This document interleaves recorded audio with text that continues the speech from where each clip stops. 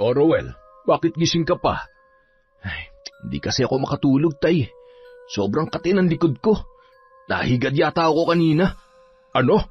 Paano ka naman mahihigad? Di sana kami rin ni Larry. Patingin nga. Eto, tay, pakikamot mo na nga rin. Hindi ko na kasi alam ang gagawin ko para mawala ang pangangati. Sus Mariosep, sugat-sugat na yung likod mo Ipapakamot mo pa halos dumugo na. Anak ng tokwa naman Ano ba kasi ito nangyayari sa amin ni Larry? Tingnan yung kamay niya. Kanina lang nagkaroon ng maliliit na butas tapos biglang may naglabas ang mga uod. Ngayon, pareho nang namamaga. Buisit naman Teka, pati si Larry? Ganun na nga, tay. At hindi ko alam kung bakit nangyayari sa amin to. Taon 2002. Bukidnon, nakatira ang pamilya ni Mikay pagtawid ng ilog, kung saan nag-iisa lamang ang bahay nila sa gitna ng gubat. Maliit lang ang tahanang yun. May isang silid. Pagpasok pa lamang ay bubungad na agad ang maliit na salang diretso na rin sa kusina. Kapag nakabukas ang kanilang bintana ay halos makita na ang buong kusina mula sa sala. May mangilan-ngilan ding nakatayong bahay sa may paanan ng bundok, pero malayo-layo yun sa kanila. Maituturing na liblib ang lugar na yun dahil malayo sila sa bayan o kahit sa mga tindahan. Tuwing may kailangang bilhin sa talipapa ay mahigit 30 minuto ang kailangang lakarin. Bihira din siyang makarating sa bayan dahil wala naman siyang bibilhin doon. Dahil sanay na sa hirap, namumuhay lamang sila ng simple sa pamamagitan ng pagtatanim ng gulay at pangingisda sa ilog. Madalas ding manguha ng kabuti at mga ligaw na gulay ang dalaga, kaya halos makabisa niya na ang bundok, kahit sa murang edad pa lamang. Gayunpaman, sa kabila ng pagiging kontento niya sa ganoong kasimpleng buhay, ay may isang malalim na sugat naman sa kanyang pagkatao na dinala niya na hanggang sa paglaki. Pagkapanganak pa lamang sa kanya ay iniwan na siya ng kanyang ina. Marami na siyang narinig na hindi maganda tungkol sa nanay niya, ngunit hindi niya yon pinapansin noon, sa pag-aakalang iniimbento lamang yon ng kanyang mga nakatatandang kapatid. Parehong lalaki ang anak ng tatay niya sa unang asawa. Kung meron man silang pagkakapareho ng mga kuya niya, yon ay ang pagiging ulila sa ina. Bagamat pare-pareho na silang walang nanay, ay may naiwan pa rin namang magulang sa kanila. Yon ay walang iba kundi ang kanilang ama na si Tiago. Sa kabila ng pagkakaroon ng ama, bata pa lamang ay hindi na nakaranas ng pagmamahal ng isang magulang si Mikay. Bukod kasi sa iniwan ng kanyang nanay ang kanyang tatay, ay ayaw rin noon ng anak na babae. Para matanggap ng kanyang ama, ginagawa niya rin ang mabibigat na gawain na dapat ay sa mga kapatid niya lamang na lalaki na katoka. Pero sa kabila ng lahat, hindi pa rin nagbago ang pagtrato sa kanya ni Tiago. Mikay, huwag ka na munang sumama sa ulingan. Dito ka na lang muna sa bahay. Magsibak ka ng mga panggatong tsaka punuan mo ng tubig yung drum sa likod. Maglaba ka na rin ng maruruming damit namin ng mga kapatid mo, ha? Opo, tay. Anong klaseng sagot yan? Huwag mo sabihin nagsasawa ka na sa mga ginagawa mo rito. Hindi naman po sa ganon, tay. Anong kaartehan yan? Hindi naman po ako nag-iinarte, tay. Sanay na rin naman po ako sa mga ginagawa ko rito, kaya ako na pong bahala. Gagawin ko na lang po ang bilin nyo. Dapat lang. Diyan ka nararapat sa mga gawain na yan. At kung gusto mo matuwa ako sa'yo, pagbutihin mo pa. Huwag kang papalpak. Lagi ko naman pong pinagbubuti, tay. Hindi nyo lang pinapahalagahan. Ano ka mo? Wala po. Ano nga po pala yung ipapaluto nyong ulam mamaya? Magtanong ka kay paring Bitoy kung nagkatay sila ng baboy kanina. Pag meron, kumuha ka muna ng 1 kilo. Sa linggo na lang kamo babayaran. Ilaga mo mamaya para makahigop naman kami ng sabaw pag-uwi. Sige po, tay. May iba pa po ba kayong ipapagawa? Isipin mo kung may pwede ka pang gawin. Hindi yung lahat na lang ay kailangan ko pang sabihin sa'yo. Matagal nang ganon ang trato kay Mikay ng kanyang amang si Tiago. Hindi niya maunawaan kung bakit ibang-iba ang pagtrato ng tatay nila sa kanya at sa dalawa niyang kapatid na lalaki. Siya ang madalas na napagbubuntunan ng galit kapag nagkakaproblema sa ulingan, kahit na hindi naman siya ang may kasalanan. Buong buhay niya ay hindi niya naranasang itrato bilang isang babae. Pinagbubuhat siya ng malalaking kahoy na kanilang inuuling. Pinagsasabay niya rin ang 2 sako ng uling na itinatali niya sa pahabang kawayan na ginagamit niya tuwing nag-iigib ng tubig. Sa loob ng maraming taon, hindi man lamang niya naranasang magkaroon ng bagong damit. Kung hindi pa siya makakatanggap ng pinaglumaan mula sa mga nakakakilala sa kanya, ay hindi pa madadagdagan ang kanyang pamalit. Kaya naman, para magkaroon siya ng panggastos para sa sarili, ay naglalako na lamang siya ng mga gulay tuwing hindi siya isinasama sa ulingan.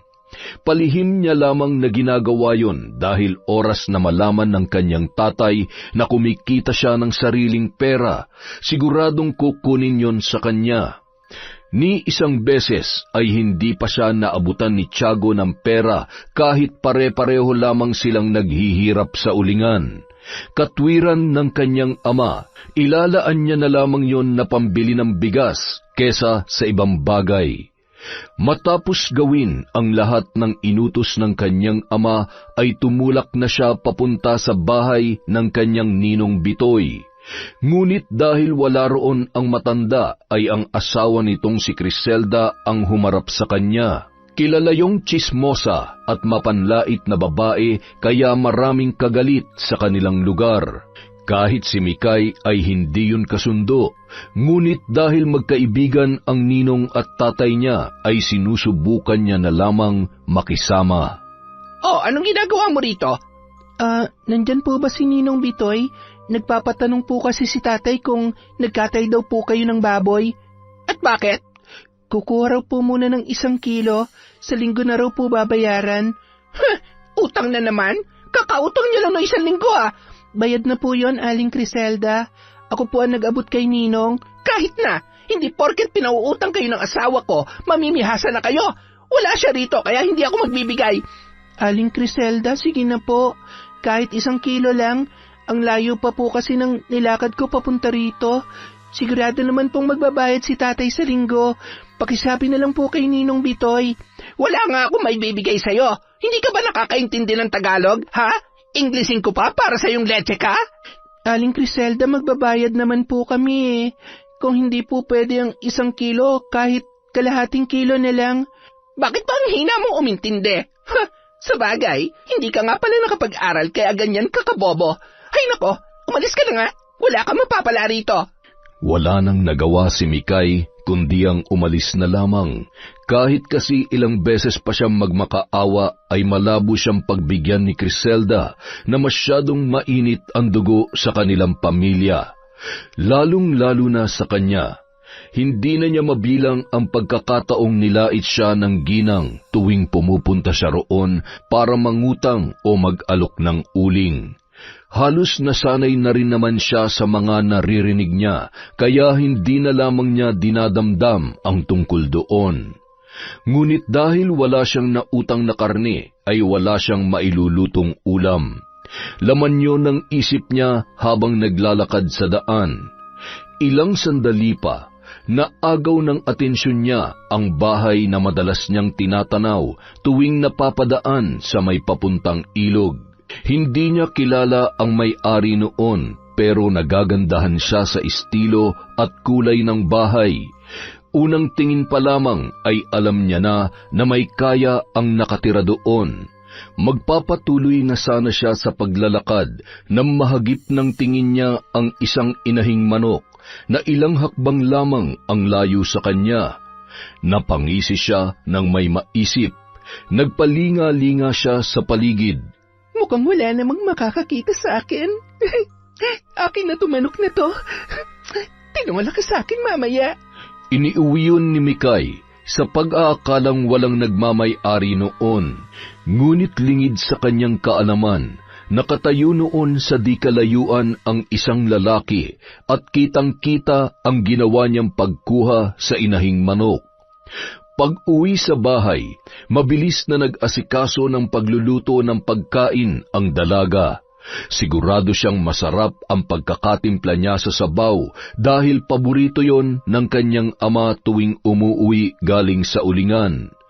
Ilang sandali pa, nakarinig na siya ng mga paparating na yabag at mga tawanan. Napangiti siya nang marinig ang mga pamilyar na boses. Mikay! Tay, bakit po? Linisan mo nga tong botang ginamit ko. Idamay mo na tong damit ko. Laban mo na agad para hindi magmantsa. Idamay mo na rin tong sa akin. Yung sa akin din para malinis na pag gagamitin ko bukas. Teka, si tatay lang yung nag-utos Kayo na maglinis lang sa inyo. Huwag ka na nga umangal dyan. Hindi naman mabigat na gawain yung inuutos namin sa iyo. Swerte mo nga, hindi ka kasama sa ulingan eh. Kami nga pagod na pagod tapos ikaw pa magre-reklamo dyan. Kuya, mukha lang magaan ang mga pinapagawa niyo sa akin. Pero sa dami ng inuutos sa akin ni tatay maghapon, para na rin akong tumulong sa ulingan. Baka lang hindi niyo alam marami akong sinibak na panggatong kanina. 2 batya ang maruruming damit na nilabhan ko. Ngayon nga lang ako nakakapagpahinga eh. Sus, dami mong reklamo. Alam nga naman kaming gumawa niyan. Ikaw ang babae kaya dapat lang na ikaw ang maglaba at mag-asikaso dito sa bahay. Hindi maiwasang manliit ni Mikay sa mga narinig niya mula sa kanyang Kuya Ruel. Nakakalungkot mang isipin, ngunit mukhang doon na lamang iikot ang kanyang buhay. Sa pag-asikaso sa tatay niya, sa mga kapatid niya, sa bahay at sa ulingan. Hindi niya maiwasang makaramdam ng inggit minsan sa mga nakikita niyang kaedarang babae na naroon sa sityo. Nakakapag-aral ang iba. Marami rin siyang gustong marating sa buhay pero hindi niya pa magagawa ang mga yon hanggat hindi pa siya nakakalaya sa kanyang ama. Kasalukuyang ibinababad ni Mikay ang mga lalabhang damit nang umalingaw-ngaw ang galit na sigaw ng kanyang tatay. Kaagad siyang napatayo at natatarantang pumasok sa loob ng bahay. Tay, bakit po? Ano to? Di ba sabi ko sa iyo nilagang baboy ang lutuin mo? Bakit naging tinola? Tay, hindi po kasi tayo pinautang ni Aling Criselda kanina eh. Sinabi ko naman po na babayaran din sa linggo pero ayaw niya pa rin pong pumayag. Bobo ka kasi. Kay Bitoy ka dapat nagsabi. Alam mo namang saksakan ng karamutan ng babaeng yon tapos sa kanya ka pa nakipag-usap? Wala po kasi si Ninong doon kanina, Tay. Di sana bumalik ka. Buisit talaga oo. Akala ko pa naman makakatikim na ako ng masarap-sarap na ulam. Nakakaumay na yung tinola mo, Mikay. Pasensya na kayo. Ginawan ko lang naman kasi ng paraan ng... Hindi yan ang paraan na gusto ko. Nilagang baboy ang gusto naming ulam. Napakalinaw naman na sinabi ko, hindi ba? Pero hindi mo pa rin naintindihan kasi bobo ka. Kung babalik pa po kasi ako kanina, baka gabihin na ako ng uwi dito, Tay. Hindi naman po ako makapaghintay ron dahil hindi ko alam kung anong oras makakabalik si Ninong. Yan! Lagi ka na lang may katwiran kapag hindi mo gustong pinapagawa sa yung buwisit ka. Wala ka talaga silbi, oh! Napayuko na lamang ang dalaga sa kanyang narinig.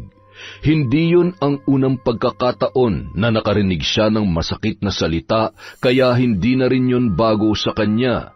Habang kumakain ang ama at ang kanyang mga kapatid, abala naman si Mikay sa labas ng bahay habang nilalabhan ang maruruming damit na hinubad ng mga yon. Mapait siyang napangiti.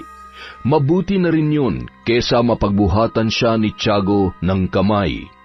Habang abala sa pagkukusot, napakunot ang kanyang noo nang maramdamang tila may nagmamasid sa kanya ng mga sandaling yon. Nagpalinga-linga siya sa paligid pero wala naman siyang nakitang tao. Napailing na lamang si Mikay at muling ibinalik ang kanyang atensyon sa kanyang ginagawa. Sa pag-aakala, naguni-guni lamang yun. Kinabukasan, isinama nila si Mikay sa ulingan para makatulong sa pag-iipon ng mga kahoy na isasalang doon. Habang abala sa pagsasalansan ng mga kahoy, nakatanaw naman sa kanya ang mga kapatid na sina Ruel at Larry, na palihim siyang pinag-uusapan. Kuya, bakit ba masyadong mainit ang dugo ni tatay dyan kay Mikay? Bakit mo naman naitanong? Naaawa ka na ba sa kanya? Hindi naman. Napaisip lang ako kung bakit ganun na lang kadaling magalit sa kanya si tatay. Kahit simpleng pagkakamali lang ay pumipitik na agad yun eh. Hayaan mo na siya. Baka mamaya makaramdam ka pa ng awa kay Mikay. Hindi naman natin siya kapatid sa nanay. Anak siya ni tatay sa isang haliparot at bayarang babae. Nakahawak lang ng malaki-laking pera. Ayun, pinabayaan na siya. Pero hindi naman niya kasalanan ng pangiiwan ng nanay niya, di ba? Nakita naman natin yun. Hindi nga, pero magkamukha kasi sila. Tuwing nakikita siya ni tatay, naaalala niyang panloloko sa kanya ng walang kwentang nanay ni Mikay. Sa bagay, kung ako rin naman kay tatay maaalibadbaran din ako sa mukha ni Mikay. Anak na nga ng haliparot, ang pangit-pangit pa. Buti na lang, iba nanay natin. Lumamang naman tayo sa kanya ng mga 5 paligo kahit papano, di ba?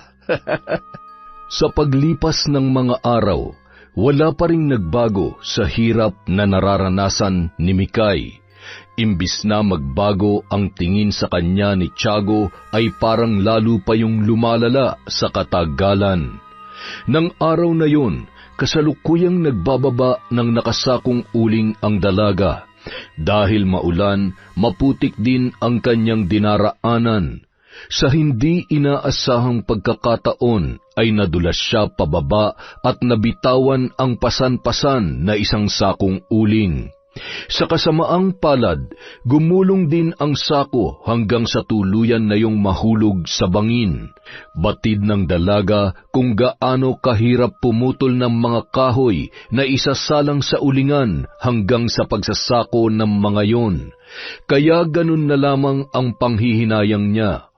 Ngunit bukod pa ron ay mas nangibabaw ang takot niya sa kanyang ama. Hindi niya na inalintana ang mga sugat na natamo nang tumama ang braso niya sa bato. Mas inisip niya pa ang magiging kalagayan kapag nakauwi na siya sa kanilang bahay. Napakahina talaga ng utak mong babae ka, oo. Isang sako na nga lang ang dala mo, nahulog pa sa bangin. Hindi ko naman po sinasadya, tay. Pasensya na po. Wala nang magagawa yung pasensya mo. Buisit. Simpleng trabaho na nga lang, hindi mo pa magawa na maayos. Sa tinagal-tagal na nating namumundok para mag-uling, ngayon ka pa naging ganyan kahina ang utak. Pasensya na po talaga, tay. Hindi na sapat ang pasensya lang. Alam mo ba kung gaano kalaking problema ang binigay mo sa akin, ha? Bukod sa nabawasan ng kikitain ko, masisira pa tayo sa mga kumukuha ng uling sa atin. Paano mo ipapaliwanag yung kulang na isang sako, ha? Sasabihin mo na wala dahil tatanga-tanga ka? Ako na lang po magpapaliwanag sa kanila, tay. Makikiusap po ako na... Hindi ka makikiusap sa kahit na sino.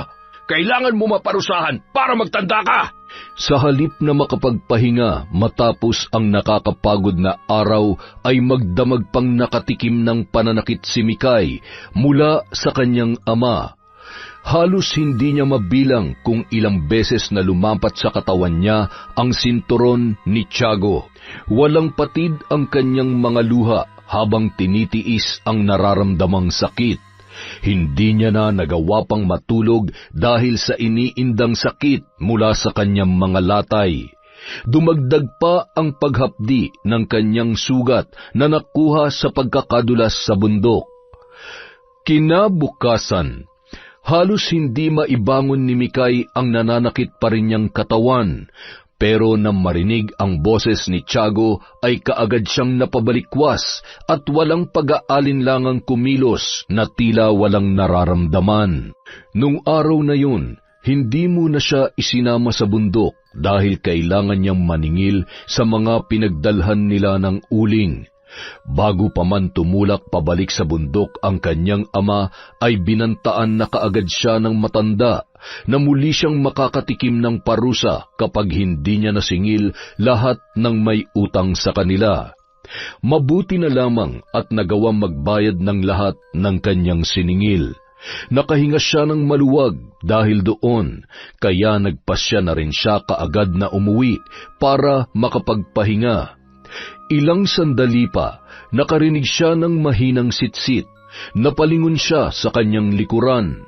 Napakunot ang kanyang noo nang makita ang isang lalaking nakangiti sa kanya habang bitbit ang bayong na naglalaman ng samut-saring gulay.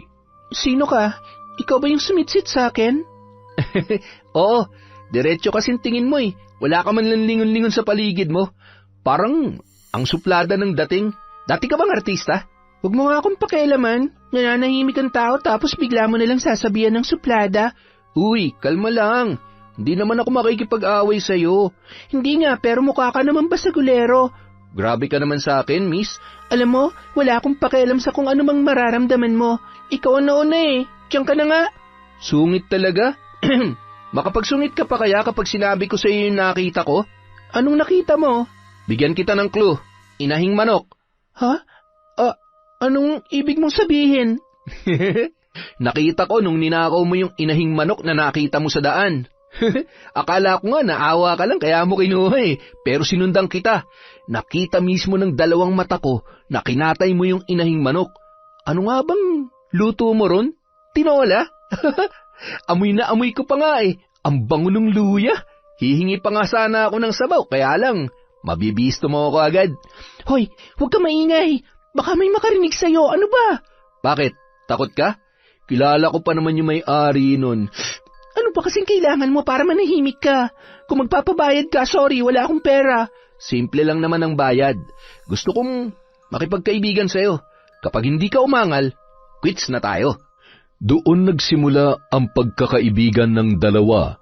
Noong una, hindi nagustuhan ng dalaga ang pagiging makulit at mapilit ni Danny dahil alam niyang hindi matutuwa ang kanyang ama kapag nalaman noon na nakipagkaibigan siya sa isang lalaki.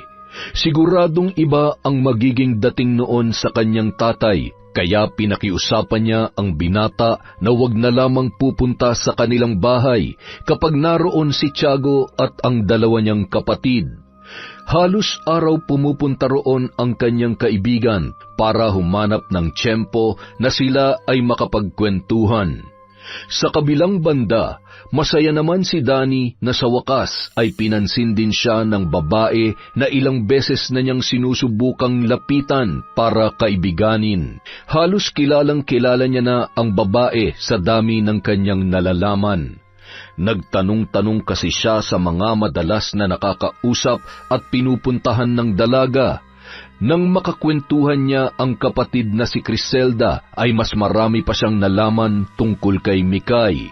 Kaya lamang ay hindi pa niya masabi-sabi sa kapatid ang tungkol sa babaeng nagugustuhan niya dahil nasaksihan niya mismo kung paano noon itrato ang kanyang kaibigan tuwing pumupunta roon. Hoy, Danny! Saan ka na naman galing kanina? Mukhang masyado ka nang nalilibang sa pamamasyal dito ah! Sinusulit ko lang ang bakasyon ko dito, ate. Siyempre, sa susunod na buwan, balik trabaho na naman ako sa Maynila. Buti sana kung makabuluhan ang ginagawa mo rito. Balita ko, madalas kayo magkasama nung anak ni Mang Tiago ah. Si Mikay? Magkaibigan kasi kami. Magkaibigan nga lang ba talaga? Kilala kita, Danny. Hindi mo laging aayaing mamasyal ang babaeng yon kung hindi mo siya gusto. Paano kung gusto ko nga siya, ate? Hindi ko siya gusto para sa'yo. Hindi kayo bagay, tsaka malaking problema lang ang dala niya sa buhay natin. Mabait si Mikay, kaya gustong-gusto ko siya. Nako, anong mabait ang pinagsasasabi mo Gagamitin ka lang nun. Paano naman gagamitin, ate? Alam niya na kahit papano, nakakaluwag-luwag tayo. Samantalang sila, kung hindi pa mag-uuling sa bundok, hindi pa magkakapera. Alam mo ba yung kuya ni Mikay? 40 anyos na pero hanggang ngayon nag-uuling pa rin sa bundok. Hindi na nga nakapag-asawa Walang nagkakagusto sa magkakapatid na yon. Mga walang pangarap kasi sa buhay. Gusto na lang mamundok buong buhay nila. Kaya si Mikay, ganun din ang kahihinatnan ng babaeng yon. Tingnan mo nga, hindi man lamang nakapag-aral, hindi marunong bumasa at sumulat. Ang alam lang, magbilang ng pera. Bakit parang ang dami mong alam sa kanila, ate? Ikaw ha? Kunwari ka pang inis na inis sa kanila pero kilalang-kilala mo naman silang lahat. Kilalang-kilala ko nga silang lahat dahil palagi silang laman ng mga usap-usapan dito. Bakit ate? Ano bang meron sa pamilya nila? Nako, halimaw ang tatay ni Mikay kung hindi mo alam. Kapag nagkakamali siya, bugbog ang inaabot niya at halos mapatay pa ng sarili niyang ama. Isa pa, manyakis din ang matandang yon. Marami na yung binastos dito. Bigla-bigla na lang nang hihipo. Nako, kung hindi nga lang siya kaibigan ng asawa ko ay hindi ko siya pakikisamahan. Pero Paano nyo naman nalaman ng tungkol dun sa pambubugbog niya kay Mikay, ate? May kakilala ko na nakakita sa ginawa sa kanya ng tatay niya. Pinaghahampas daw ng kahoy. Ha? Grabe pala si Mang Tiago.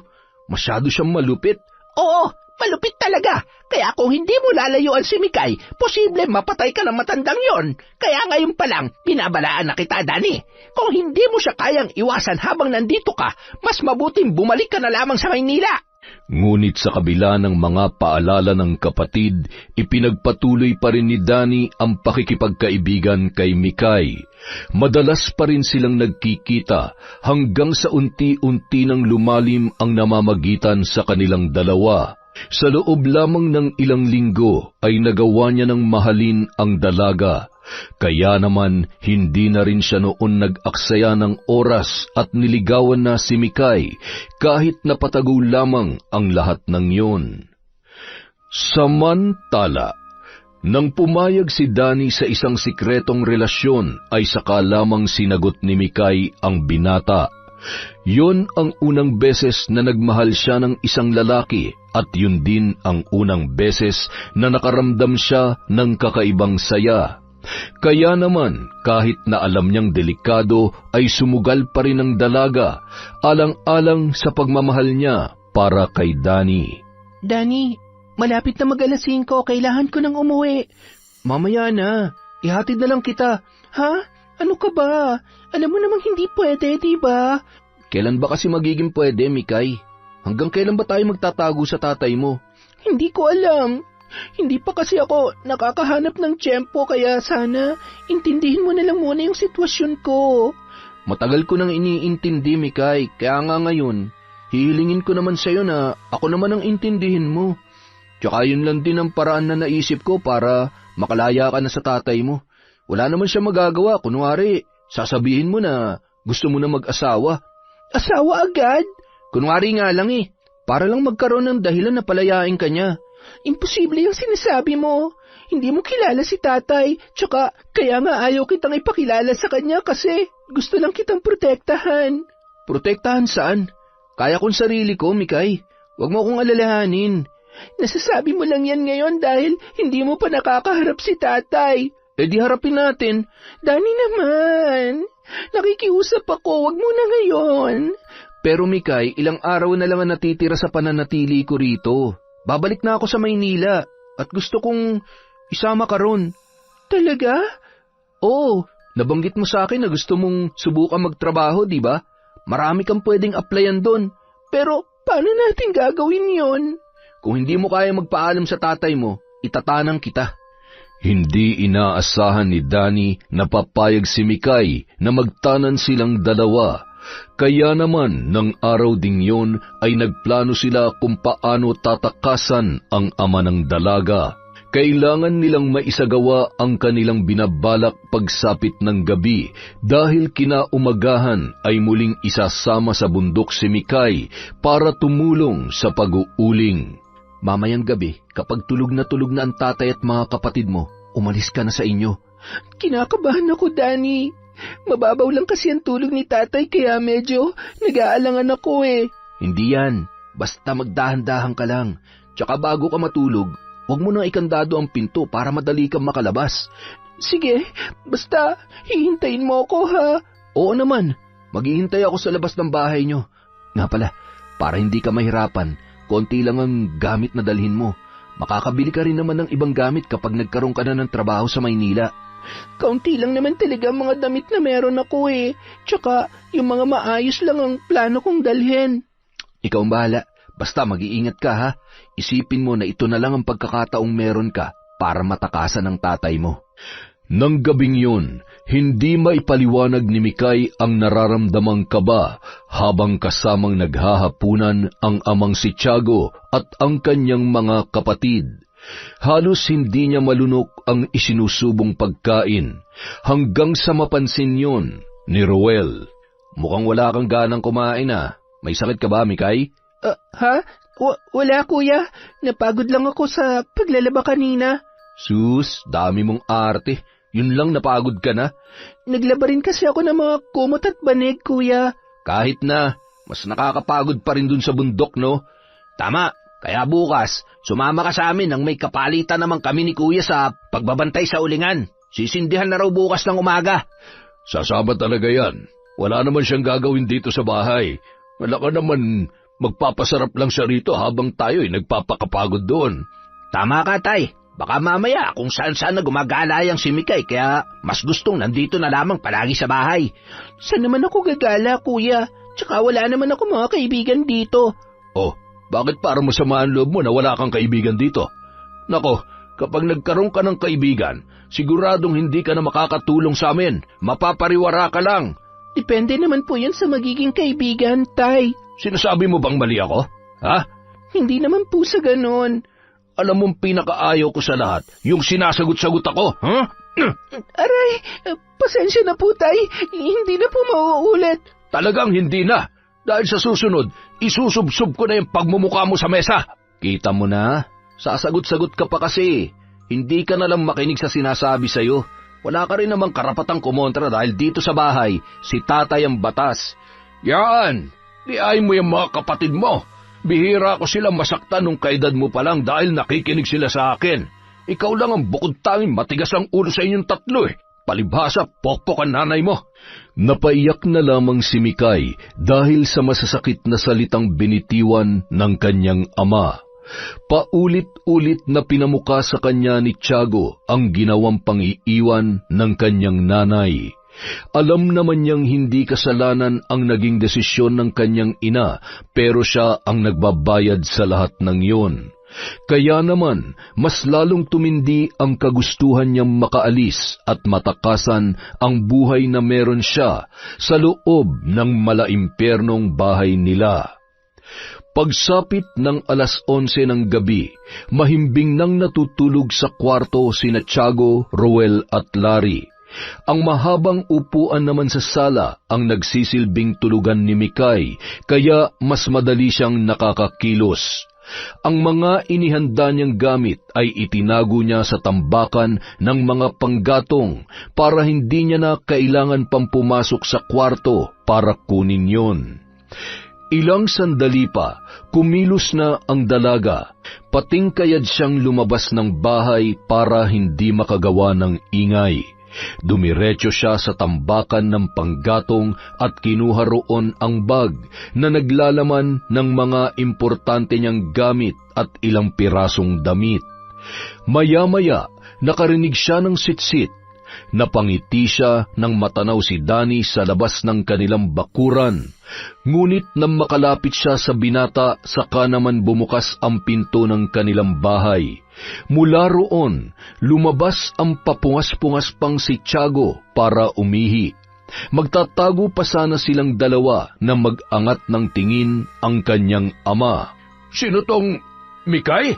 Hoy, anong ginagawa mo dyan? Tsaka sino yung kasama mo? Tay? Nalintikan na, oo. Sino yan? Nobya mo? Tay, hayaan niyo na po kaming umalis. Parang awa niyo na po. Sino nga ang lalaking yan? Sagutin mo ang tanong kung buwisit ka.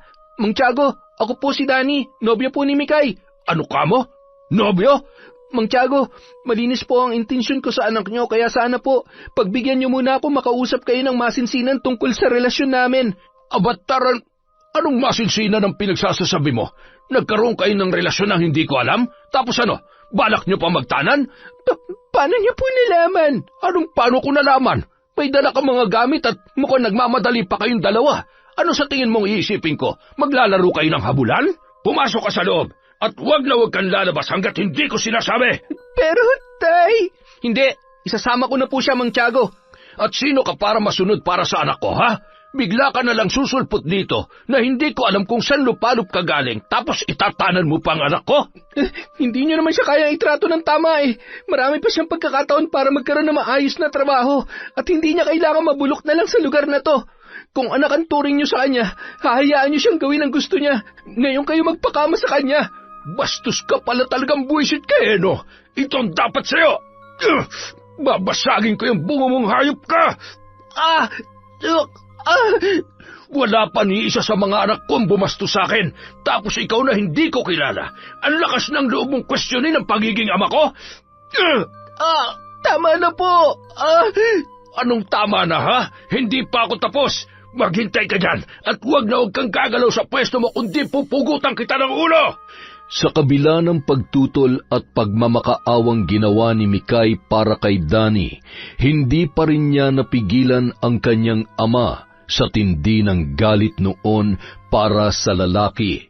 Pinaghahampas ni Tiago ng kahoy ang katawan ng binata na walang kalaban-laban. At dahil nagising na rin noon si Ruel at Larry, pinagtulungan na ng tatlo ang binata. Lupaypay at halos mag-agaw buhay na si Dani nang tigilan ng mag-aama. Hindi na namalayan noon ni Mikay kung paano nakaalis at nakauwi ang binata matapos ang sinapit noon sa kanyang ama at mga kapatid. Ngunit ng gabing yon, naranasan niya ang pinakamatinding parusang ipinaranas ni Tiago at ng kanyang mga kuya. Matapos niyang makatikim ng sampal, suntok at sipa, kinaladkad pa siya ng kanyang tatay palabas ng bahay. Napapahiyaw na lamang ang dalaga sa sakit tuwing sumasabit ang balat niya sa matutulis na bato at kahoy na kanilang nadaraanan. Nang makarating sila sa may poste ng kanilang bakuran, ay agad na kumuha ng lubid si Ruel at Larry para igapos ang kanilang kapatid. Mahigpit ang pagkakatali kay Mikay, kaya hindi niya magawang makawala kahit anong subok pa ang kanyang gawin. Dumagdag pa ang pagbuhos ng malakas na ulan ng gabing yon. Magdamag siyang basang-basa at nanginginig sa lamig habang iniinda ang hapdi ng kanyang mga sugat. Nang tumila ang ulan ay saka lamang nagkaroon ng pagkakataong matulog ang dalaga habang pinapapak ng lamok. Kinabukasan, nagising na lamang si Mikay sa tindi ng init na tumatama sa kanyang balat. Nang imulat niya ang mga mata, sandali siyang nakiramdam sa paligid. Sa tansya niya, tanghaling tapat na, at nang mga sandaling yun ay nakaalis na ang kanyang ama at mga kapatid. Sinulyapan niya ang mga sugat na pinamumugaran na ng langaw. Sinubukan niyang igalaw ang mga binti para itaboy ang mga yun. Pero napaigik siya nang sumigid ang kirot ng katawan dahil sa pagkakabugbog sa kanya. Napaluhan na lamang ang dalaga nang makita ang mga pasa sa kanyang katawan. Putok din ang kanyang labi at halos hindi na maimulat ang kaliwang mata. Naikuyom na lamang niya ang kanyang mga kamao dala ng matinding galit na nararamdaman. Sobra na sila. Hindi na sila naawa sa akin. Itinuri nila ako na parang hayop. Ano bang kasalanan ko? Kasalanan bang magmahal at gustuing makaranas naman ng kalayaan? Ayoko na. Habang patuloy sa pag-iyak ang dalaga, napadaan naman noon ang isang matandang babae na puno ng natutuyong sugat ang buong katawan. Kung ibang tao lamang si Mikay ay tiyak pandidirihan yon. Napakurap-kurap siya nang huminto ang matanda sa kanyang tapat. Nang mag-angat siya ng tingin ay sumalubong sa kanya ang malamlam na mga mata ng kaharap na tila nakikisimpatya sa kanyang kalagayan. Tulungan niyo po ako. Parang awa niyo na po. Hirap na po ako sa kalagayan ko. Walang imik na kinalagan ng matanda mula sa pagkakagapos sa poste ang dalaga. Dahil hinang-hina pa rin, ilang beses na muntik mabuwal sa lupa si Mikay habang inaalalayan ng kanyang kasama. Nagpakilala yon bilang si Aling Panyang. Mukha naman mabait ang matanda sa kabila ng nakakatakot nitong itsura.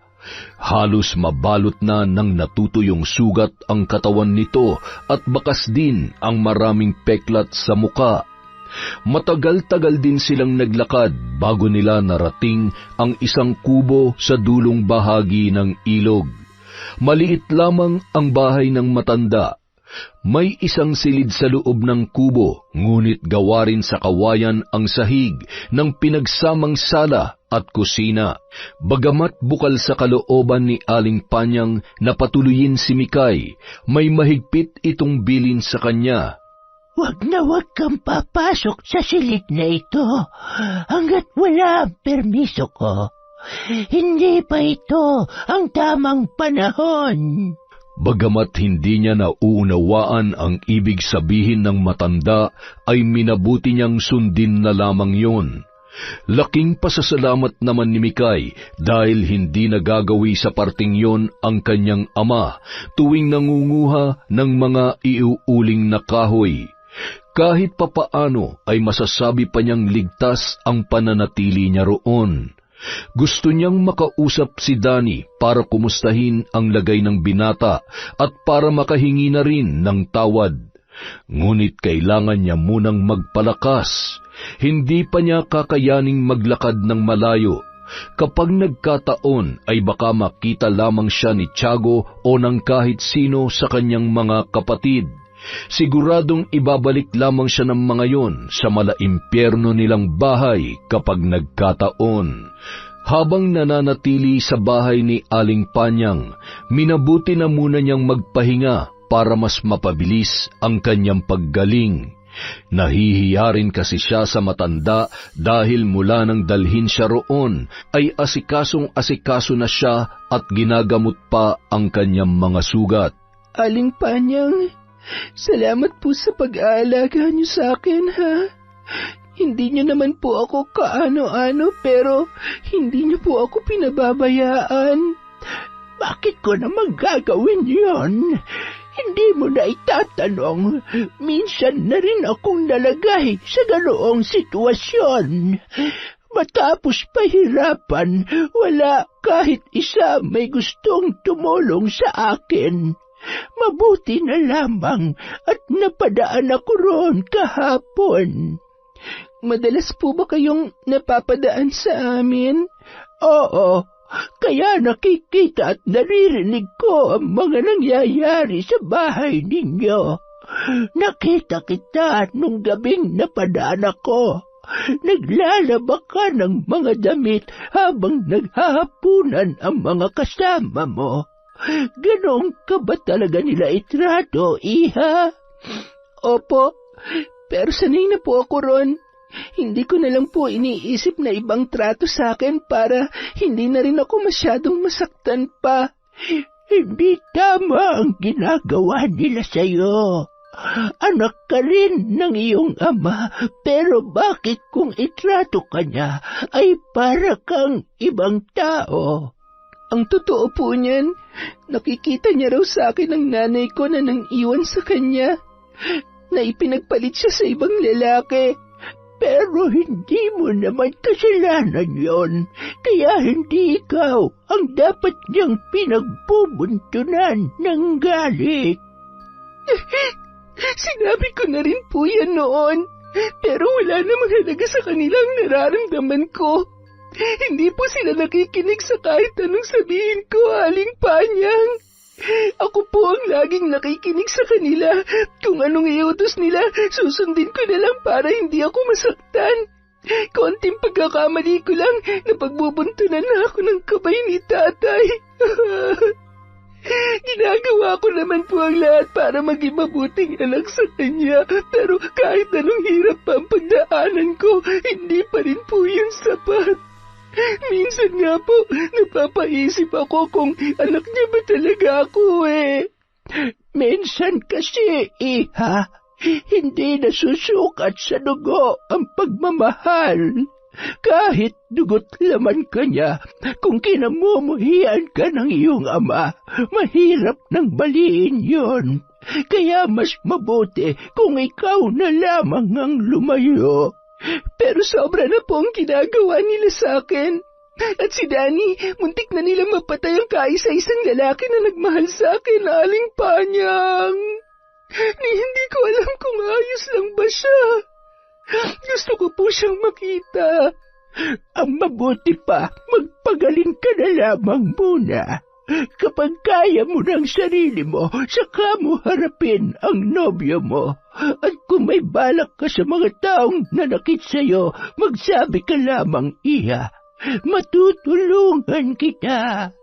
Noong una, hindi pinansin ni Mikay ang sinabi ni Aling Panyang, sa pag-aakala na wala lamang yun. Isa pa, hindi pa niya naiisip na balikan o gantihan ang ama at mga kapatid. Mas matindi ang kagustuhan niyang makausap si Danny at makahabol sa pag-alis ng binata pabalik sa Maynila. Kinabukasan, maagang kumilos si Mikay habang mahimbing pa ang tulog ni Aling Panyang. Masakit pa ang buo niyang katawan at paika-ika pang maglakad, pero ginamit niya ang natitirang lakas para lakarin ang madilim at liblib na daan para makalabas ng kasukalan. Nang makarating siya sa parting puno ng kabahayan, hindi na siya nag-aksaya ng panahon. Pinuntahan niya kaagad ang bahay ni na Criselda para makausap si Danny. Lumiwanag ang kanyang muka nang maabutan pa niya ang kanyang nobyo na papalabas ng bahay. Naroon din ang habal-habal na sasakyan nito papunta sa bayan. Danny? Anong ginagawa mo rito? Paalis ka na ba? Pwede bang mag-usap muna tayo? Hindi pwede. Kailangan ko nang umalis. Akala ko ba isasama mo ko? Akala ko ba itatakas mo ko sa tatay at mga kapatid ko? Nangako ka sa akin, Danny. Nakita mo naman ang nangyari sa akin, di ba? Muntik na ako mapatay ng tatay mo at mga kapatid mong demonyo. Pasensya ka na. Hindi ko naman akalain na mahuhuli tayo ni tatay. Mikay, ayoko na. Ayoko madamay ang pamilya ko sa gulong meron ng pamilya mo. Baka dahil sa akin, masaktan pa sina Ate Criselda, kaya mas makakabuti sa atin kung tatapusin na natin to. Danny, wag! Makinig ka muna sa akin, nakikiusap ako. Gusto kong sumama sa'yo. Huwag mo naman akong iwan. Pasensya ka na pero hindi na kita pwedeng isama. Mapapahamak lang tayong dalawa, pati ang pamilya ko rito. Kung may nakakaalaman kung gaano kademonyong pamilya mo, ikaw yon. Kaya ikaw rin dapat ang unang makakaunawa sa akin ngayon. Pero mahal kita. Gusto pa kita makasama. Ako rin naman pero hindi ko kaya manindigan para sa iyo, Mikay. Pasensya ka na talaga, pero kailangan ko nang umalis. Kung gusto mong takasan ng tatay mo, gawin mo pero hindi na kita maisasama at hindi na rin tayo pwede magkita. Tila tinusok ng libo-libong pako ang puso ni Mikay noong mga sandaling yun dahil sa kanyang mga narinig mula kay Danny.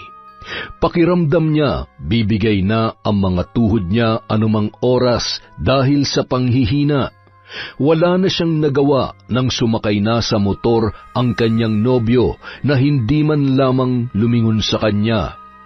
Nanatili roon ng ilang sandali si Mikay habang tinitipon ang natitirang lakas para tumayo at bumalik sa bahay ni Aling Panyang. Pero bago pa man siya makakilos ay lumabas na ng bahay ang galit na si Criselda. Ang kapal naman na mukha mong pumunta pa rito matapos mo ipahamak ang kapatid ko. Aling Criselda, kung pinipigilan mo lang sana yung kalandian mo, hindi sana mabubugbog si Danny. Muntik na siya mapatay ng hayop mong ama. Alam mo naman kung anong kaya niyang gawin, pero wala. Naging makasarili ka. Inisip mo lang ang sarili mong kaligayahan. Hindi mo na naisip ang magiging kapakanan ng kapatid ko kapag nalaman ni Tiago na may relasyon kayo. Aling Criselda, pareho po kami nasaktan. Kaya wag niyo namang ibaling lang sa akin ang lahat ng sisi. Si Danny mismo nagsabi sa akin na haharapin niya si tatay. Siya rin po ang nakaisip na magtanan kami. At pumayag ka naman. Sira ulo ka. Hindi mo man lang naisip na makakarating pa rin sa tatay mo ang pagtatanan niyo kahit magtagumpay kayo. Maraming mata rito. At ano mangyayari kapag nakalis na kayo? Di ba kami naman ang pag-iinitan ni Tiago? Pero dahil tanga ka, hindi mo yun naisip. Sinaktan din po ako ni tatay. Matagal ko nang gusto makalaya sa kanila at nagkaroon lang ako ng konting pag-asa dahil kay Danny. Kaya kahit alam kong delikado, pinanindigan ko ang relasyon namin. Mahal na mahal ko siya, Aling Criselda. Siya lang ang tanging lalaki na nagparamdam sa akin na espesyal ako, kaya hindi ko masisi ang sarili ko kung bakit hindi ko siya kayang bitawan ng ganun-ganun na lang. Ah, ganon! Ang tingin mo pa pala sa kapatid ko ay tagapagligtas mo? Ibang klase ka rin talaga no? Ang kapal ng mukha mo, Mikay! Kahit ano pang sabihin niyo sa akin, wala naman sasakit pa sa pag-iwan sa akin ni Danny. Kaya sige, kung may gusto pa kayong sabihin, lahatin niyo na. Natahimik na lamang si Criselda sa sinabing yon ni Mikay. Marahil ay napagtanto rin ng babae ang hirap na pinagdaraanan niya sa kanyang ama. Ngunit dahil sa pinaghalong pagod at sakit na nararanasan niya noon ay hindi na siya nakipagtalo pa. Umalis na lamang si Mikay at wala sa sariling bumalik sa bahay ni Aling Panyang.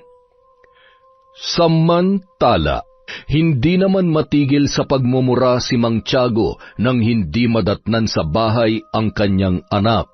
Hinalughog na nila ang buong kabahayan at nasuyod na rin ang buong paligid, ngunit ni anino ng dalaga ay hindi nila nakita. Lintik na babaeng yun Pahihirapan pa talaga tayo maghanap sa kanya. Oras na makita ko siya, sisiguruhin kong hindi na siya makakalakad pa. Ibang klase rin talagang lakas ng loob ni Mikay, Tay, no? Hindi na nakakaramdam ng takot sa inyo. Pero, ang malaking tanong dito, sino tumulong sa kanya? Hindi kaya binalikan siya nung nobyo niya? Paano babalik yun Halos hindi na nga makalakad sa ginawa natin sa kanya. Takot na lang niyang bumalik pa rito. Pag nagkataon, parang siya na rin mismo naglibing sa sarili niya. Ang problema na lang natin ngayon, kung saan natin hahanapin si Mikay. Baka magsumbong sa mga pulis yung buwisit na yon. Kilala kong lintik na yon. Hindi niya kaya magsumbong sa mga pulis. Saan naman kaya siya nagpunta? Wala naman siyang malilipatan dito. May naiisip ako na posibleng tumulong sa kanya. Sino, Tay? Imbis na sagutin ang tanong ng anak, ay kaagad na kumilos si Tiago para puntahan ang kumparing si Bitoy. Nang mga sandaling yun ay wala na siyang naiisip pang ibang tutulong sa anak kundi ang ninong nito. Bago umalis ng bahay, pumasok siya sandali sa kwarto para kunin ang nakatagong balisong. Isinuksok niya yon sa may likuran para hindi agad mahalata. Binilinan niya ang magkapatid na sina Ruel at Larry na wag siyang susundan. Kapag nakialam pa kasi ang mga yun, ay baka lalo lamang siyang mahirapan. Samantala, kasalukuyan naman noong naglalaba si Criselda sa likod ng kanilang bahay, nang marinig niya ang malakas na pagbukas ng pintuan. Napakunot noo ang babae.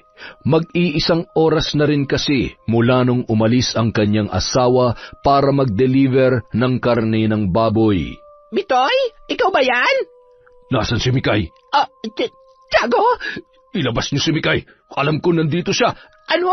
Bakit dito mo hanapin ang anak mo? Wala siya rito. Huwag mo nga akong pinaglololoko, Criselda. Alam kong kayo lang ang malalapitan ni Mikay. Ano bang pakialam ko sa anak mo? Sa tingin mo, itatago ko pa siya pagkatapos mabugbog ang kapatid ko nang dahil sa kanya? At kapatid mo pala yung lintik na nobyo ng babaeng yon. Kaya naman pala. Okay, Tiago, hindi ko gusto si Mikay para kay Danny. Ako na mismo nagsabi sa kapatid ko na hiwalayan ang anak mo dahil wala siyang maganda may dudulot sa buhay namin. Tingnan mo nga naman, hindi ako nagkamali. Kanina lang galing dito ang anak mo at nagmamakaawang isama ng kapatid ko. Malas niya lang dahil natauhan na si Danny. Saan siya pumunta? Mali ko. Basta umalis siya rito kanina matapos makipagsagutan sa akin. Wala na akong pakialam kung saan man siya pumunta. Magsabi ka ng totoo kung ayaw mong dumami ang butas sa katawan mo. Ay, talagang nagdala ka pa ng balisong dito, ha? Ang kapal na mukha mo, Tiago. Unang-una, wala kang karapatang basta na lang pumasok sa bahay namin. Pangalawa, hindi ko alam kung nasan ang anak mo. Pangatlo, wala akong pakialam sa pamilya nyo. Kaya huwag nyo kaming idadami sa mga problema nyo, mga buwisit. At dahil sa kadaldalan, marami pang masasakit na salitang binitawan si Criselda na mas nagpatindi sa galit ni Tiago. Napasigaw na lamang siya nang hablutin ng matanda ang buhok niya at walang kahirap-hirap na ipinasok sa kwarto nilang mag-asawa. Susubukan pa sana niyang sumigaw nang mabilis na binusalan ni Tiago ang kanyang bibig gamit ang nakuhang damit mula sa ibabaw ng kama. Nanlaki ang mga mata ni Criselda at nabalot ng matinding takot ang buong pagkatao niya nang makita kung gaano kahalimaw si Tiago noong mga sandaling yon. Ilang beses niyang sinubukang sumigaw, magpumiglas at makawala mula sa mahigpit na pagkakahawak ng matanda, ngunit tila nakagapos na siya sa mga kamay nito. Matapos ang isang malakas na suntok sa sikmura ay tuluyan na siyang nanghina. Nawalan na siya ng lakas na lumaban dahil sa iniindang sakit, hanggang sa namalayan na lamang niya na pinagsasamantalahan na siya ng kumpare ng kanyang asawa. Ngiting tagumpay ang lalaki nang lisanin ang bahay ng kaibigan niyang si Bitoy. Iniwan niyang hinang-hina at hindi makapagsalita ang kumare niyang si Criselda na noon pa niya pinagpapantasyahan. Sa edad na 40 ay makinis at maganda pa rin ang katawan ng babae. Kahit mayroon na itong 3 anak, mabuti na lamang at nasa biyanan niya ang mga bata, kaya malayang nagawa ni Tiago ang kahayupan sa babae. Binalak niya ng ligawan noon si Criselda, ngunit dahil sa kasal na yon sa kaibigan, natuto na lamang siyang magparaya. Hindi naman niya lubos akalain na si Mikay pa pala ang magiging dahilan para magawa niya ang matagal niya nang gustong gawin. Hindi na mahalaga sa kanya kung hindi man niya makita roon ang kanyang suwail na anak. Oh, Tay, nakita niyo ba si Mikay? Ay nako, hayaan mo na yung kapatid mong yon. Buhay pa naman siguro siya. Teka, bakit ngiting-ngiti kayo? Ano na naman ang ginawa niyo, Tay? Basta, magpapahinga na muna ako. Bahala na kayo magkapatid kung anong gusto niyong gawin ngayong araw. Napagod ako kanina kaya kailangan ko munang mag-relax ng konti. Nagtataka man, tila nagkaroon na rin ng ideya si Roel sa ginawa ng kanyang ama. Nang huling beses na nakita niyang ganun yon kasaya ay nung may binastos na dalagita sa may talipapa. Doon nagsimula ang usap-usapan na manyak ang kanyang tatay at ganoon din silang magkapatid. Napailing na lamang siya ng mga sandaling yon. Samantala, sa kabila ng naranasang pananamantala mula kay Tiago, ay mas pinili na lamang ni Criselda na ilihim yon kay Bitoy. Bukod sa takot siyang mapahamak ang asawa, natatakot din siyang pandirihan ng lalaki.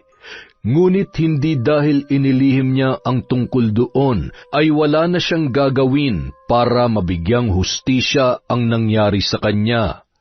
Kinabukasan, natagpuan na lamang ni Criselda ang sariling naglalakad sa kakahuyan.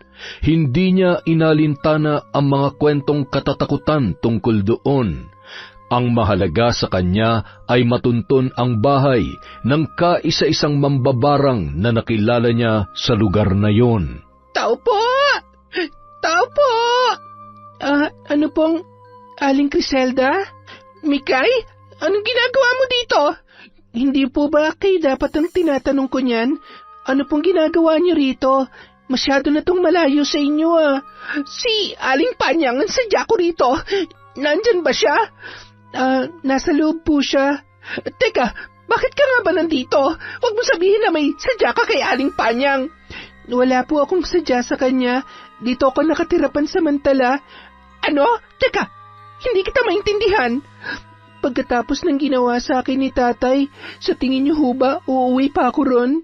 Hindi na ako babalik sa impyernong bahay na yon. Kung kinakailangang lumayo ako, gagawin ko para lang hindi ko na sila makasama. Hindi kita gusto dahil anak ka ng tatay mo, pero mabuti na lang at hindi ka nagmana sa kanya o sa mga kapatid mo. May ginawa po ba sa inyo si tatay? Ay! Aling Criselda, ayos lang po ba kayo? Hindi ko sinabi sa asawa kong tungkol dito dahil alam kong mapapahamak lang siya kapag sinugod niya ang demonyo mong ama. Ano pong ginawa ni tatay sa inyo? Ginahasa ako ni Tiago. Pinagbintangan niya kami na itinatago ka namin kahit na sinabi ko na sa kanyang totoo. Sinabi ko naman sa iyo, hindi ba? Problema lang ang magiging dala mo sa pamilya namin, pero hindi ka nakinig. Patawarin niyo po ako, Aling Criselda. Hindi ko naman po akalain na hahantong sa ganitong lahat. Wala na rin namang saysay kung sisisiin pa kita. Dahil kahit galit ako sa pakikipagrelasyon mo kay Danny, hindi mo naman hawak ang pag-iisip ng tatay mo. Pero bakit po kayo pumunta kay Aling Panyang? Hindi mo pa rin ba alam? Mambabarang si Aling Panyang at nandito ako para bigyan ng leksyon si Tiago. Kung balak mo akong pigilan, utang na loob, Mikay, huwag mo nang ituloy. Gawin niyo kung anong plano niyo sa kanya, Aling Criselda. Kailangan niya managot sa ginawa niya sa inyo. Bakit ikaw? Hindi mo ba gugustuhin makaganti sa tatay mo at sa mga kapatid mo na siyang dahilan kung bakit iniwang ka ni Danny? Napakuyom na lamang ng kamao si Mikay sa sinabing yon ni Criselda. Napagtanto niya na wala naman talagang ibang dahilan si Danny para iwan siya, kundi ang kahayupan ng ama at ng kanyang mga kuya. Huminga siya ng malalim nang mabuo ang isang mabigat na desisyon. Sinundan niya ng tingin si Criselda na noon ay kausap na si Aling Panyang. Mukhang yun na ang tamang panahon para pagsisihan ng kanyang ama ang mga kahayupan na ginawa noon. Hindi lamang sa kanya, kundi pati na rin sa ibang tao katulad ni Criselda. Kung buo na ang loob ninyo na maghiganti sa taong nagkasala sa inyo ng lubos, kakailanganin ko ang tanda ng isang kasunduan. Ano mang gawin ko sa kanila ay wala nang bawian pa. Dahil buo na ang loob na gawin ang bagay na yon, hindi na nagdalawang isip pa si Mikay na mag-alay ng sariling dugo sa mga alaga ni Aling Panyang. Doon niya lamang napagtanto na hindi pala sakit sa balat ang nakikita niya sa matanda, kundi ang mga markang yon na tila sugat ay dulot ng mga alagang insekto na malayang gumagapang sa higaan nito. Yun pa lamang ang unang beses na nakita niya ang mismong silid ng matanda dahil hindi siya pinapapasok doon. Sapat na sa kanya ang maliit na espasyo sa nagsisilbing sala at kusina ni Aling Panyang para maging pansamantala niyang tulugan. Pero nang sabihin niyang handa siyang tulungan si Criselda ay kaagad siyang pinapasok noon sa loob ng silid. Tumambad kay Mikay ang mga babasaging garapon na naglalaman ng iba't ibang klase ng halamang gamot. Ang iba naman ay hindi niya mawari kung ano ang laman. May mga nakita rin siya roon na parang laman loob. Marahil ay galing yon sa mga hayop sa gubat na balak ring gawing gamot ng matanda. Ilang sandali pa, nagsimula na ang pagsasagawa ni Aling Panyang ng ritual. Sa gitna ng isang simbolo ay nakabukas ang pahina ng isang itim na libro. Sa paligid naman noon ay ang 3 kandila na sumisimbolo naman sa 3 taong ipapabarang nila. Ang pinagtataka niya lamang, hindi naman binubuklat ng matanda ang librong yun, ngunit kusang lumilipat ang mga pahina.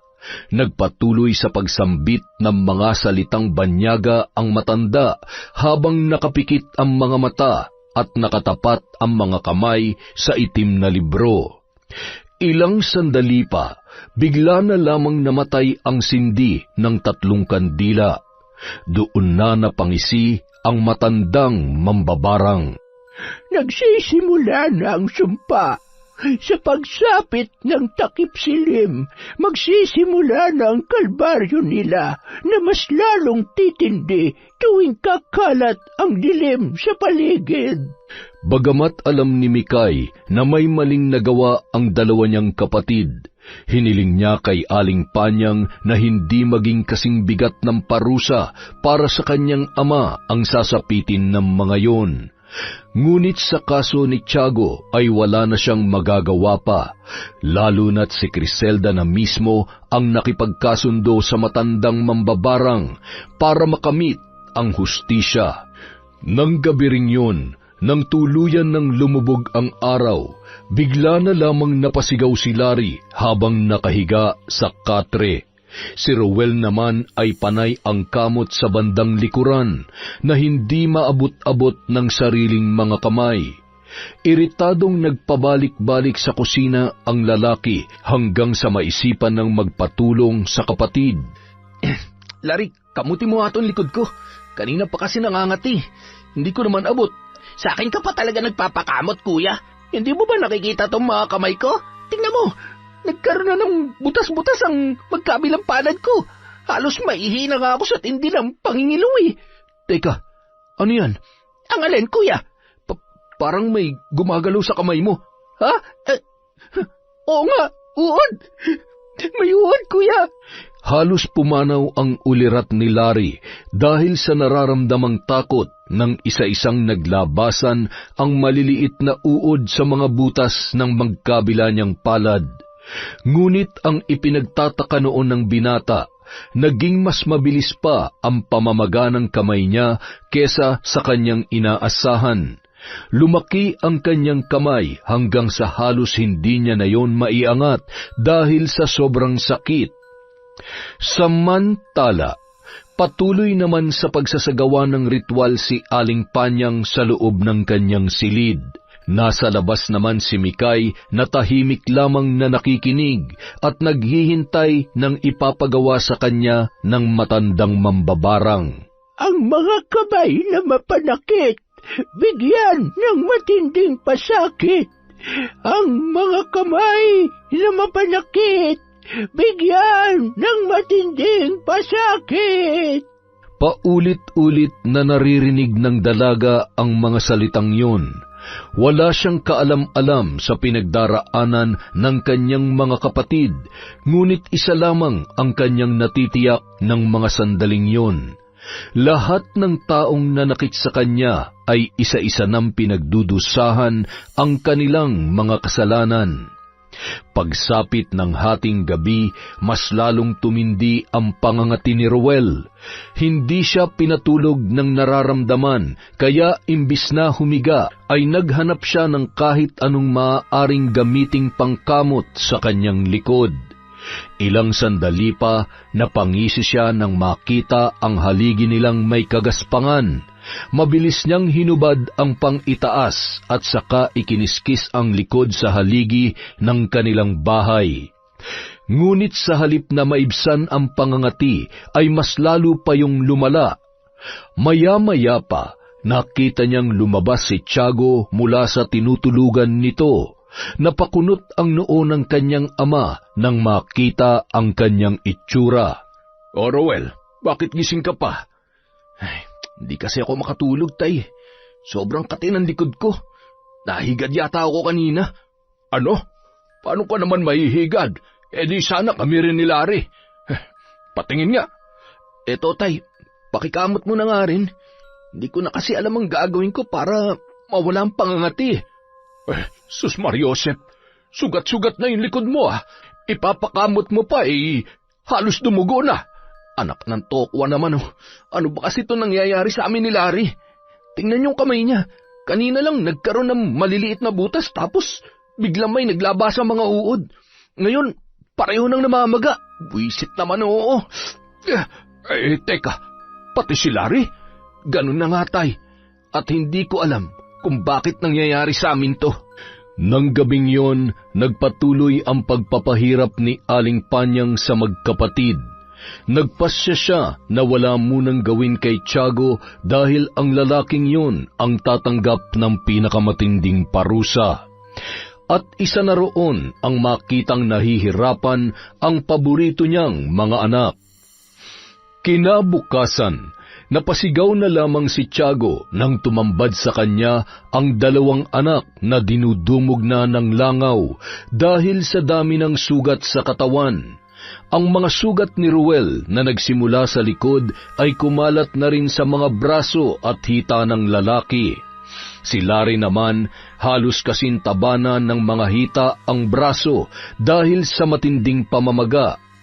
Halos matanggal na ang mga kuko ng binata sa tindi ng maga ng bawat daliri sa magkabilang kamay.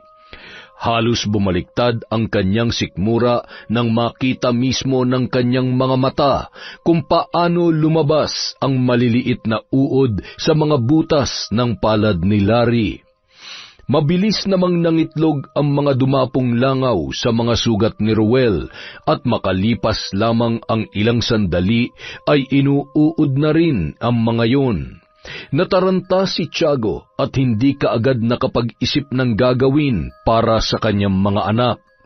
Dali-dali siyang kumuha ng tubig para buhusan ang magkapatid at nang maitaboy ang mga langaw na nakadikit sa mga sugat ng kanyang panganay. Matapos niyang magawa yun ay nagpasya siyang kulambuan na lamang sina Ruel at Larry, nang sa ganon ay hindi na magawa pang dumugin ng mga langaw. Ngunit sa kabila ng ginawa niya ay nagkumpulan pa rin ang mga pesteng yon sa ibabaw ng kulambo. Nawari niya'y naghihintay lamang ng tamang pagkakataon para muling makapasok. Hinahapong napaupo si Tiago habang iniisip kung bakit yun nangyayari sa kanyang mga anak. Sa kabilang banda, ipinaalam na ni Aling Panyang kay Mikay ang nangyayari sa kanyang mga kapatid. Sa pamamagitan ng isang orasyon ay nakita mismo ng mga mata ng dalaga ang pagdurusa ni Ruel at Larry. Sa sandaling simulan ko na ang ritual para sa pagpaparusa sa iyong ama, magkakaroon ka na ng pagkakataong makauwi sa inyo at makasama ang mga kapatid mo. Oras na humingi sila ng tawad sa iyo, doon ko lamang aalisin ang sumpa. Hinintay ni Mikay ang pagsisimula ng panibagong ritual ng naturang mambabarang. Sa pagkakataong yun ay mas taimtim, mas matagal at mas nakakikilabot ang tinig ng matanda na kanyang naririnig ng mga oras na yun. Kinagabihan, pabalik-balik naman sa banyo si Tiago nang hindi mawala-wala ang pananakit ng kanyang tiyan. Nang hihinang napaupo na lamang ang matanda habang hawak ang kumikirot na parte ng kanyang katawan. Ilang sandali pa, nanlaki ang mga mata niya nang biglang manginig ang kanyang mga kamay. Pigilan man niya ang panginginig ay hindi niya yun magawa. Sinabayan pa yon ng muling pagkirot ng tiyan. Sa pagkakataong yun, triple na ang sakit ng una niyang naramdaman. Napasigaw na lamang noon si Tiago na hindi malaman ang gagawin sa kanyang sitwasyon. Maya-maya lamang, naramdaman niya na tila may kung anong gumagalaw sa loob ng kanyang katawan. Nang sulyapan niya yon ay muli siyang napasigaw. Tumambad sa matandang lalaki ang maliliit na butas na halos sakupin na ang parteng yon ng kanyang katawan. Ilang oras na namimilipit sa sakit ang matanda, hanggang sa maramdaman na lamang niya na tila may gumagapang doon. Nang bumaba ang kanyang tingin, kinilabutan siya sa kanyang nakita. Ang mga uod na nakita niya sa mga sugat ni Ruel at Larry ay mayroon na rin ang mga butas ng kanyang tiyan. Akmang sisigaw na sana si Tiago nang biglang bumukas ang pinto ng bahay. At mula roon, tumambad ang anak na kanyang kinamumuhian. Mabuti naman at naisipan mo pang umuwi. Hindi ako nandito para bumalik sa bahay na to. Ipinangako ko sa sarili ko na hindi na ako titira dito kasama mga demonyong tulad nyo. Nakikita mo bang kalagayan ko ngayon? Kung may natitira ka pang konsensya, gagawa ka ng paraan para tulungan ako. At bakit naman kita tutulungan? Sa tingin mo ba sapat na ang pinagdaraanan nyo para kaawaan ko kayo? Halos patayin nyo na nga ako nun eh. Naawa ba kayo sa akin? Naisip nyo bang kalagayan ko? Hindi naman tayo, di ba? Kaya huwag ka nang umasa na maawa pa ako sa'yo. Kahit gumapang ka pa sa hirap, sumuka ng dugo, at kahit mamatay pa kayo sa harapan ko, wala pa rin akong mararamdaman kundi galit. Isa kang demonyo na nagkukubli sa katawang yan, kaya nararapat lang yan sa'yo. Ano bang pinagsasasabi mo, lintik ka? Gusto mo bang ipaalala ko pa sa'yo ang lahat ng pagpapahirap mo sa akin? Ni minsan hindi ko naramdaman na meron pa akong ama. Ang tanging alam ko lang, may isang tao na palaging nagdidikta kung anong dapat kong gawin at nagpaparamdam sa akin na wala akong karapatang mabuhay ng normal. Ikinulong niyo ako sa bahay na to na hindi ko naman ginusto. At yung kaisa-isang lalaking nagparamdam ng pagmamahal sa akin, kayo pa mismo nagtulak sa kanya papalayo sa akin. Wala kayong awa. Ipinagmamalaki mo ang lalaking yon. Sa tingin mo ba, kaya kang panindigan ng siraulong yon? Isa lang ang alam ko ngayon, Tay. Masaya na sana ako kung hindi kayo nakialam. Matapos makipagsagutan sa kanyang ama, ay dumiretso na yon sa kwarto, kung saan parehong nakaratay ang kanyang mga kuya. Napalunok siya at hindi napigilang makaramdam ng awa nang makita ang kalunos-lunos na kalagayan ni Ruel at Larry. Ngunit dahil kinailangan niya magpanggap na matatag ng mga sandaling yun, sinubukan niyang hindi ipakita ang awang nararamdaman para sa kanyang dalawang kuya. Mikay, ikaw ba yan? Mikay, tulungan mo kami. Anong pakiramdam na kayo naman na nangangailangan ng tulong ngayon? Hindi niyo yan naisip nung iginapos niyo ako sa labas, hindi ba? Hinayaan niyo akong manginig sa lamig. Matuyo na lang ng kusa habang iniinda ang pagkirot ng mga sugat kung kayo rin mismo nagbigay sa akin. Nararamdaman niyo na ba ang sakit? At kung gaano kahirap? Patawarin mo kami, bunso. Kami ang nakatatanda sa iyo at kami dapat ang pumuprotekta sa iyo, pero hindi namin nagawa dahil sa pagiging bulag at sunod-sunuran namin kay tatay. Siguro nga, iniisip mo na wala kaming konsensya at gustong-gusto rin namin lahat ng ginagawa namin pagpapahirap sa iyo. Pero, Mikay, maniwala ka man o hindi, ginawa lang namin yon dahil ayaw naming matulad kami sa iyo. Tama si Kuya Ruel, Mikay. Naging duwag kami sa mga panahon na dapat ay naging matapang kami. Hindi lang para sa mga sarili namin, kundi para sa iyo dahil ikaw ang bunso namin. Kaya sana, bago man lamang kami mawala ni Kuya, magawa mo sana kaming patawarin. Sunod-sunod ang pagpatak ng mga luha ni Mikay matapos marinig ang sinabi ni Ruel at Larry. Hindi niya akalaing hihingi ng tawad sa kanya ang kanyang mga kuya sa kabila ng pagkakakilala niya sa mga yun. Kaya bago siya umalis doon ay buo na ang kanyang desisyon na wakasan na ang paghihirap ng dalawa niyang kapatid. Gusto niyang iparanas sa dalawang yon ang isa pang pagkakataon para makabawi sa kanya.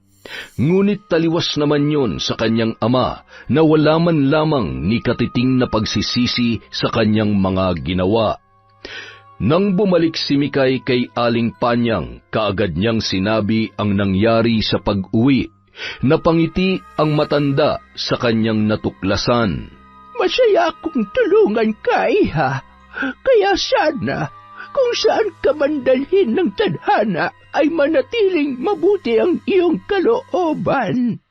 Mahigpit na niyakap ni Mikay ang matandang mambabarang. Yun na ang kanyang pagkakataon para makalaya sa kanyang ama. Magagawa niya ng lumayo at takasan ang dati niyang buhay para makapagsimulang muli. Binawi ni Aling Panyang ang sumpa sa kanyang mga kapatid. Matapos ang isinagawang ritual ay tuluyan ng gumaling sina Ruel at Larry. Samantalang ang kanilang ama naman ay lubos na pinagdusahan ang mga kasalanang kanyang nagawa. Wala pang isang linggo, tuluyan ng binawian ng buhay si Tiago. Ngunit hindi inaasahan ni Mikay na sa mismong araw ding yon, papanaw si Aling Panyang. Doon niya lamang napagtanto na ang sumpang pinadapo ng matanda ay hindi na maaaring bawiin pa dahil oras na subukan itong pawalang bisa, siya na mismo ang magdurusa. Nabalot ng matinding kalungkutan si Mikay dahil sa nangyari. Sa pagkawala ni Aling Panyang ay nagpasya muna siyang puntahan si Criselda para ipaalam ang tungkol doon. Habang naglalakad ang dalaga sa gitna ng kasukalan, maya-maya lamang ay nakarinig siya ng sigaw ng isang lalaki. Dali-dali siyang tumakbo para hanapin kung saan yun nagmula. Nanlaki ang kanyang mga mata nang makita ang isang lalaking nakaupo sa damuhan at hindi makagalaw dahil sa may kalakihang ahas sa may paanan nito. Nagpalinga-linga siya sa paligid at naghanap ng may kahabaang sanga ng puno sa kayon ginamit para itaboy ang ahas. Ilang sandali pa, nakahinga na ng maluwag ang lalaki nang tuluyang makaligtas mula sa pagkatuklaw ng makamandag na ahas. Nagpakilala yon bilang si Eric, na pagkamalan niya pang turista ang binata noong una. Ngunit nang sandaling sila ay makapag-usap, doon niya lamang nalaman na si Eric pala ang may-ari ng magandang bahay na palagi niyang nadaraanan sa papalabas ng kakahuyan. Ngunit ang mas hindi niya inaasahan ay nang mapagtanto niya na ang lalaking yun din pala ang may-ari ng manok na ninakaw niya sa daan para gawing tinola. Magaan ang loob niya kay Eric. Bilang pasasalamat, inimbitahan siya ng binata sa bahay nito at kaagad niya naman yung pinaunlakan.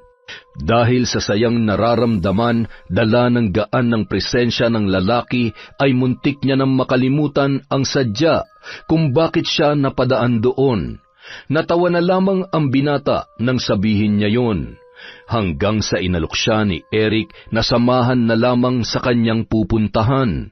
Matapos ilibing ang bangkay ni Aling Panyang ay nilisan na rin ni Mikay ang lugar na yon. Inalok siya ni Eric na magtrabaho sa bigasang pagmamay-ari ng lalaki sa bayan. Hindi niya naman yon tinanggihan dahil matagal niya nang gustong magkaroon ng maayos na trabaho. Sa pagiging malapit ng dalawa, hindi nagtagal, tuluyan nang nahulog ang loob nila sa isa't isa. Mabuting tao si Eric at respetado rin ang pamilya dahil sa ginagawang pagtulong sa iba, kaya hindi na siya tumanggi pa nang ligawan siya ng binata. Doon nagsimulang umayon ang tadhana sa buhay ng dalaga. Sa tulong ng kanyang nobyo ay nagawa pa rin niyang makapag-aral dahil isa yon sa matagal niya ng pinapangarap. Sinuportahan naman siya ng lalaki at sinigurong maibibigay ang lahat ng tulong na kanyang kakailanganin. Sa kabilang banda, matapos patawarin ng kapatid na si Mikay, ay nilisan na rin ng magkapatid na si Ruel at Larry ang pag-uuling sa bundok. Naghanap na rin ng ibang trabaho ang mga yun, gaya ng ipinayo ng bunso nilang kapatid. Hindi nagtagal, natanggap naman sila sa inaplayang trabaho. Tinupad nila ang pangako sa kanilang bunso na magbabagong buhay na at pinatunayang hindi sayang ang pagkakataon na ibinigay sa kanila ni Mikay. Yon! Isa na namang napakagandang kwento, oo. Sana po dumami pa ang viewers natin. Anyway, dahil dyan, meron na naman tayong shout out. Simulan po natin kay Diaries Yuki. Hi po kay Yumol Hilda, kay Chris Alcantara, kay Rizen Ryle. Hi po kay Stephanie Deep. And kay Renante Alejo, kay Jaren Beter, kay Jessel Flores. Hello po kay Alfreda Alano, kay Victor Alviar, kay Raquel Shibata, kay Cliven Dubalan. Hi kay Angie Berlon, kay Elizabeth Espiritu. Hello din po kay Mir Angeline Maulion. Hi kay Leia Tan, kay Elizabeth Maramot, kay Andres Emma. Hi din po kay Susan Benosa, kay Elzel. Shout out din po kay Ami Viray at syempre kay Bernadette de Ocampo. Maraming salamat po mula sa Kwentong Enteng!